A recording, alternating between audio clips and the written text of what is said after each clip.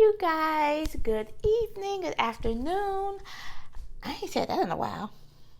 But hey, y'all. Anyways, how you guys doing? Today we're going to be talking about dating in the church. I guess I could segue it to dating in the church. So, when I was about 19 years old, I was still in the church that I grew up in.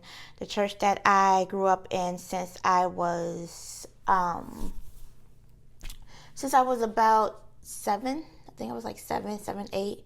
And so at this point I was 19. Graduated high school. I was in my local community college. And I had a job. I was working full time as a geriatric nursing assistant and going to school full time.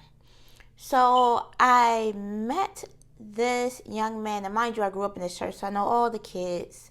We weren't kids at that time. We were teenagers and young adults, but I knew everybody in the church. Again, my mom was very active in the church, and we grew up in the church. And the church was like a medium church. We had bought a larger building a couple of years earlier on this plot of land that the church did. And so it was a growing church, but it was still like a medium church. It wasn't like no mega church or nothing. So I definitely knew everybody. But there was this family that came, and it was this grandmother and her 3 grandsons that I guess they had been getting in some trouble. So the grandmother, wanted to bring the boys there and sit them under the men of the church and the pastors in the church and different things to, speak to them and mentor them. So these young men were also musicians, all 3 of them, particularly 2, but all 3.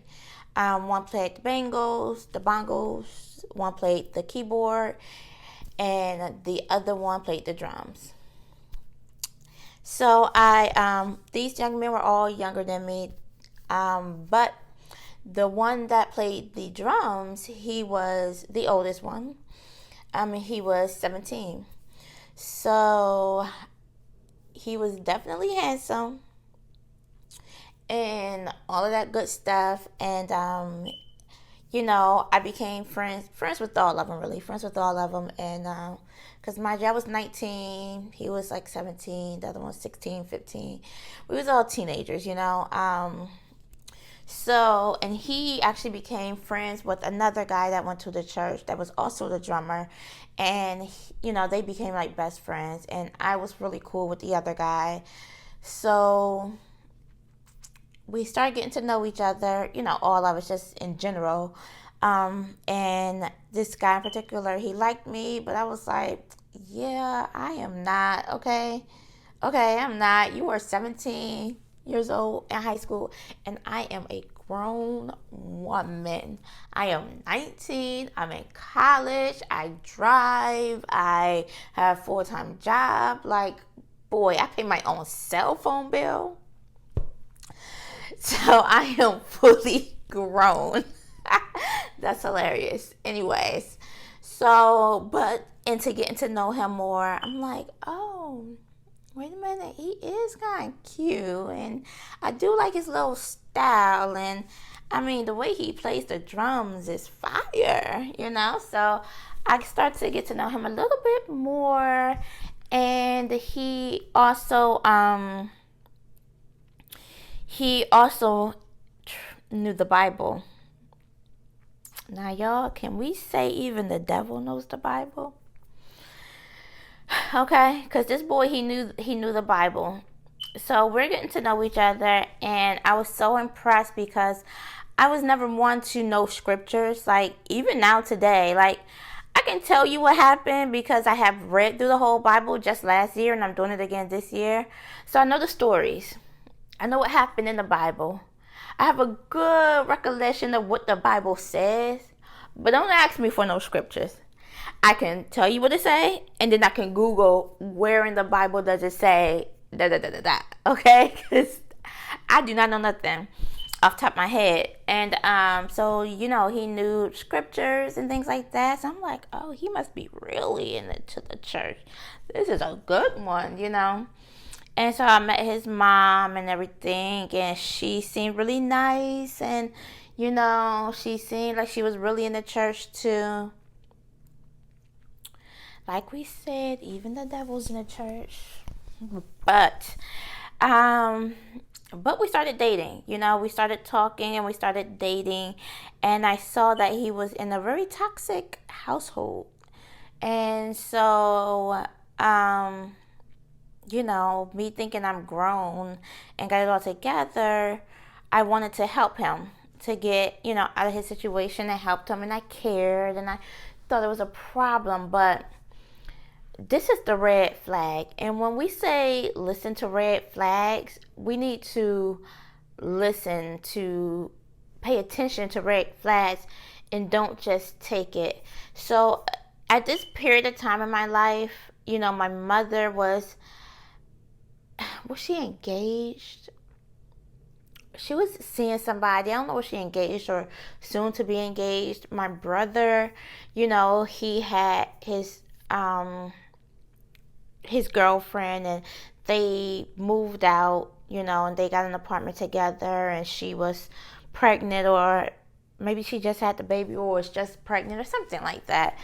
It was like, it's a transitional time. I grew up with my mom, my brother, and we all grew up in a house, since I was 7 on up to this time. It's just been us 3. So now they are veering off, and it's kind of left me to feel pretty isolated, pretty alone. Like, okay, if she get married and she moves to her husband, and I don't want to live with him or them, and my brother, he's moved with his girl. Where does that leave me? I'm in community college. I don't make enough to live on my own. I don't, I can't live on campus right now because they don't have that for community college. So, where does this leave me? So I think when I met this guy, and this was after I met him, this started happening while I started talking to him, but still near the beginning, it kind of made me feel attached. Like, it made me feel like, well, this person in particular, like, he got me. I'm not alone. You guys know what I mean? Like, you kind of like stick to somebody because you don't want to be alone, and I don't know. Anyway, so there was one particular night that he called me, and he wanted me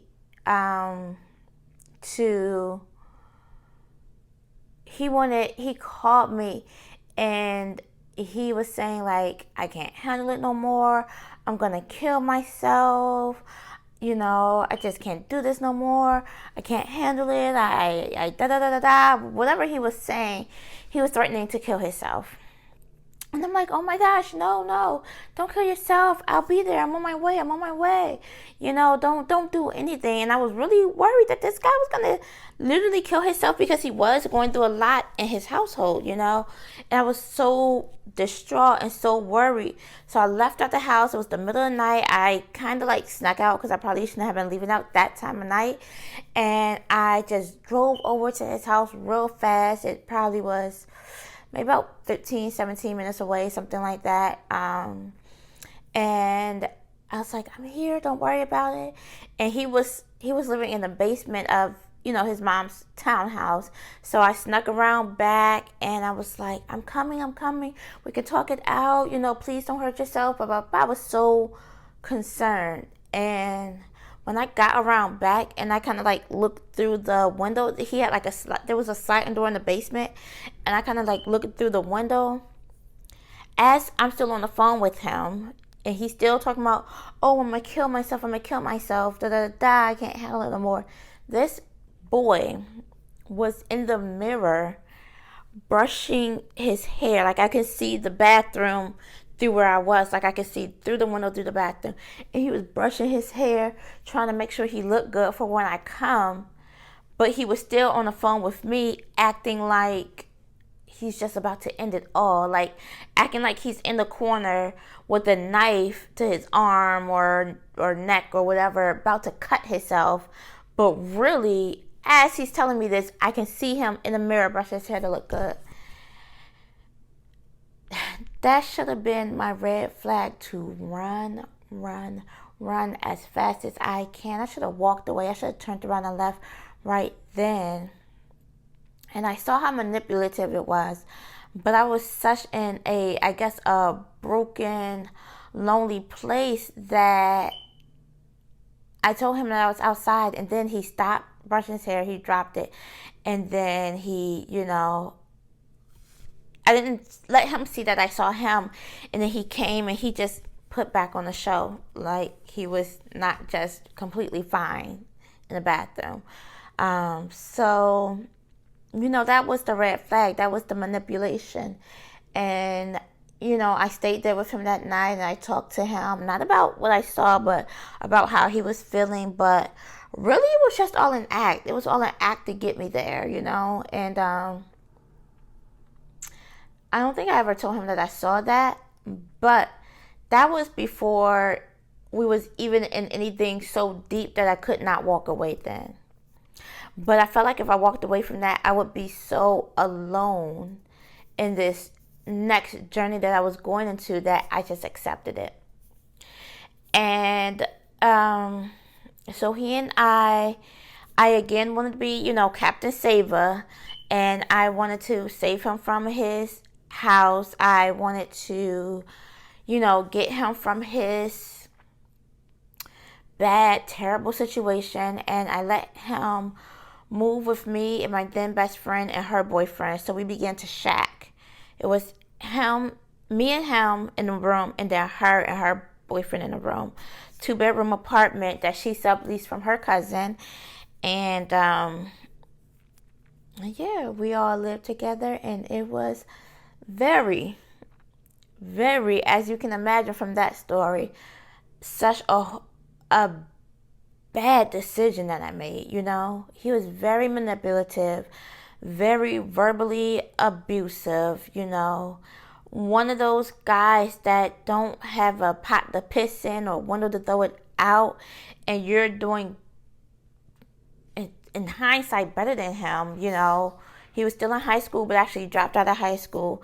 No job, no nothing. You're the one that's doing it all, but they're talking to you like you need them, that manipulation. So, like we say, can the drummer get some? And the drummer got some, and it was not a good relationship. And I stayed in that relationship from 19 until I was 21, about 21. And a lot of life happened between 19 and 21. And I did end up getting pregnant and having my son, who is now 13. And he is the father. And thank God for his deliverance and him protecting me during those times. And during this whole time, although I did go to church, I did go to different churches. I did leave the church I grew up in, and I started going to different churches with this guy. He was, again, a church musician.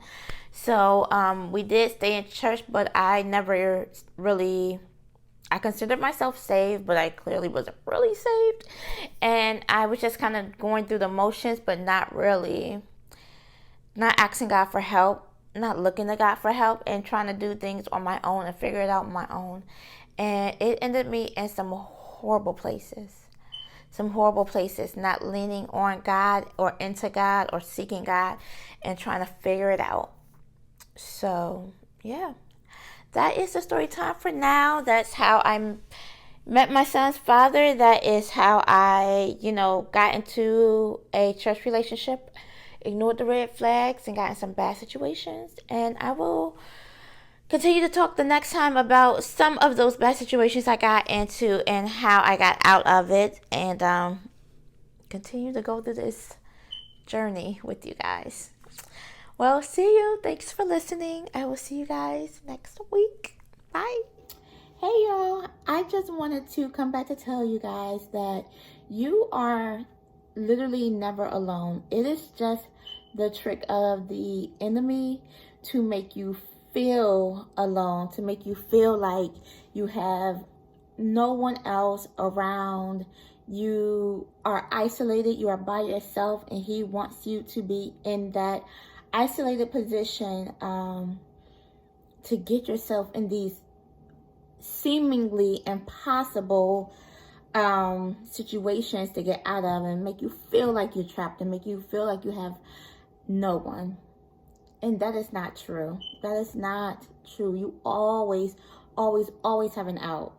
And you're never stuck in anything, even when it seems impossible. And if you pray and ask God for help, he will show you the exit. He'll show you the exit. He will take them blinders off that the enemy has put on you, and he will show you your direction out of there. And it's the devil. The devil is just trying to make you feel like there is no way out of there. And that's just so far from the truth. So I just wanted to give you guys that friendly reminder. And talk to you later. Bye.